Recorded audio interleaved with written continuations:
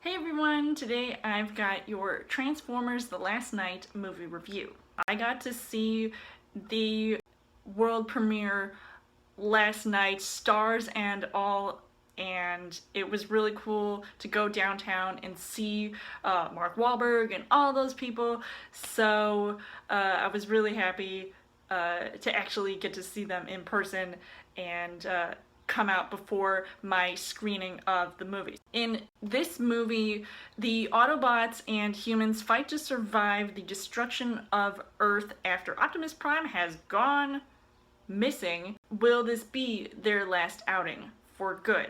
As far as the story goes, Michael Bay returns once again to direct the fifth Transformers film in the franchise by Hasbro, and it has attempts at trying to go in a different direction than what we have seen before, while sticking to what people are most familiar with these movies, such as those high-octane explosions, and that is going on throughout the film.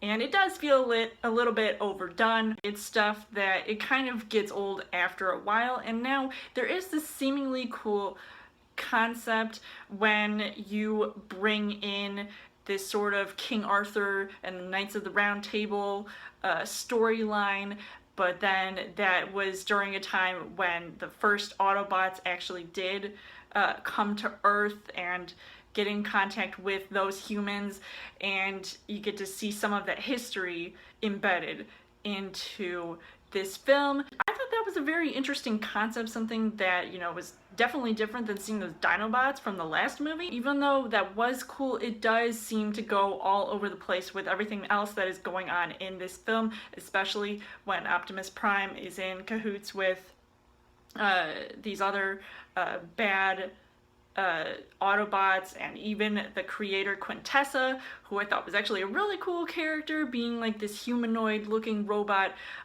female Autobot. She was pretty freaky. I did like that opening scene alone, especially with that King Arthur battle, and I thought like that all looked pretty cool. And then it started to go into more modern times and what we're most used to seeing. As far as the casting goes, you've got Mark Wahlberg, who returns once again as Cade Yeager, and I really felt like he downplayed his character, and I don't know if it was just because I felt like he had more to do that we have seen as far as stunts go, but the acting wise, I felt like could have been a whole lot better. Speaking of somebody who actually does have pretty good acting chops, Anthony Hopkins, who plays this, I guess, English lord. The only thing I guess I didn't like of his character was that he was trying too hard to be funny, and I just felt like that was so out of place for him. And unless, I mean, hey, if he was having a good time with this movie, then fine, I won't make such a huge deal out of it, but as far as his character goes, it kind of was a big deal. More newcomers to the franchise. We've got Laura Haddock, who plays a professor type of assistant who like is knowledgeable of like these historical facts, and she comes in the mix kind of like a love interest of sorts, but also I felt like she was kind of useless and annoying at times.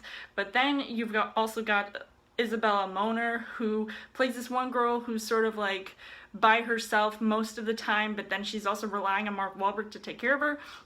But then she's also trying to like be this strong and independent woman, but then she really doesn't have much else to do. And especially with even the other actors in this film, like Josh Duhamel, I liked his character from previous Transformers films, but really he didn't do much for me here. And everybody else, like Stanley Tucci, who by the way played Merlin in this movie, but he was also previously in another Transformers movie, and I was wondering if there was some connection there, but they didn't really explain that.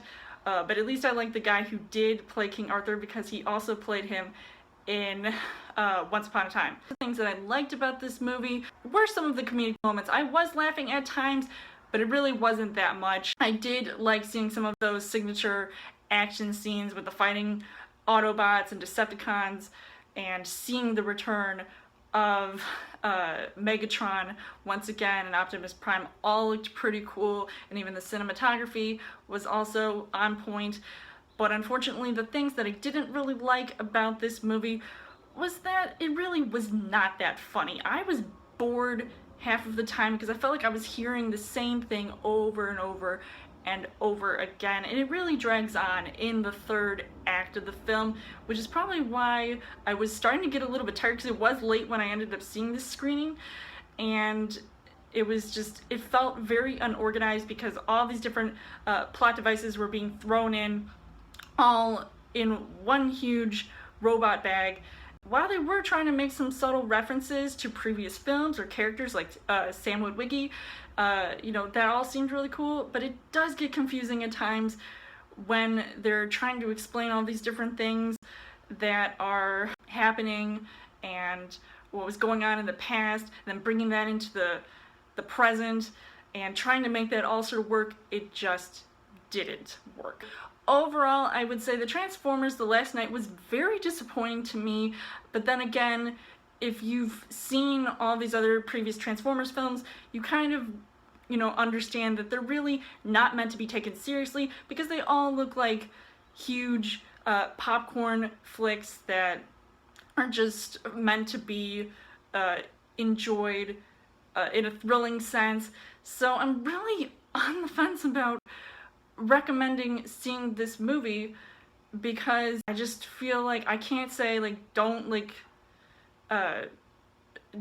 miss out on it, because you know, there could be hints at more movies to come, because I don't know if Michael Bay is returning or not, but they were sort of making hints that there are going to be more films down the road introducing new characters that I thought were going to be introduced here, but I don't know if this is going to be the last movie for me, because I mean, The Last Knight meant this could be the last film, but also maybe directed by Michael Bay. But anyway, either way, I would give this 2 hearts on the heart rate scale. So let me know in the comments what you guys thought of Transformers: The Last Knight. How does this compare to any of the previous Transformers films, and how would you guys rank them? And as always, you guys can subscribe to my channel. I've got more movie reviews, movie updates coming every week for a Child Thursday video. You guys can also like me on Facebook and follow me on Twitter, and I will see you guys later.